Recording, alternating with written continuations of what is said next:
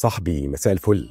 الناس فاكرة إن القرارات الاقتصادية بتتحدد بالأرقام والإحصائيات والمنطق البارد ده، لكن الحقيقة اللي أكدها كل علماء النفس من أول دانيال ماكمان لحتى أنطونيو داميسيو إن الإنسان ما يقدرش ياخد قرار واحد من غير عاطفة. العقل لوحده بيتجمد، العاطفة هي اللي بتديله الشرارة. أنت ما بتشتريش عربية علشان الموتور والأرقام، أنت بتشتري صورة نفسك جواها. أنت ما بتشتريش براند ملابس عشان القماش أغلى، أنت بتشتري الانطباع اللي هيزرعوه في عيون الناس. جون ستيوارت ميل كان بيقول إن الإنسان عقلاني في البحث عن سعادته لا عن الحقيقة، والسعادة هنا مش حسابية، السعادة شعور. كل ماركتينج ناجح هو ماركتينج عاطفي قبل ما يكون عقلي. شركات العالم مش بتبيع منتجات، هي بتبيع أحاسيس.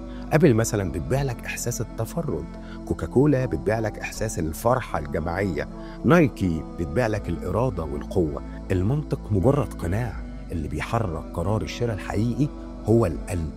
عارف اللي يخوف؟ إن العميل نفسه مش واعي ده، هو غلبان فاكر إنه بيحسبها بعقله، لكن الحقيقة إن عقله بيبرر بعد ما قلبه اختار.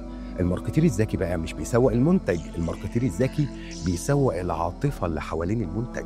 انت مش محتاج تقول للناس ايه اللي يشتروه، انت محتاج تخليهم يحسوا مين هيبقوا لما يشتروه. الخلاصة يا صاحبي ان البيزنس مش لعبة ارقام، البيزنس لعبة مشاعر. اتقن عزف اوتار القلب، هتلاقي العقول نفسها بتبرر لك وتقول ايوه، القرار ده منطقي. سلام يا صاحبي.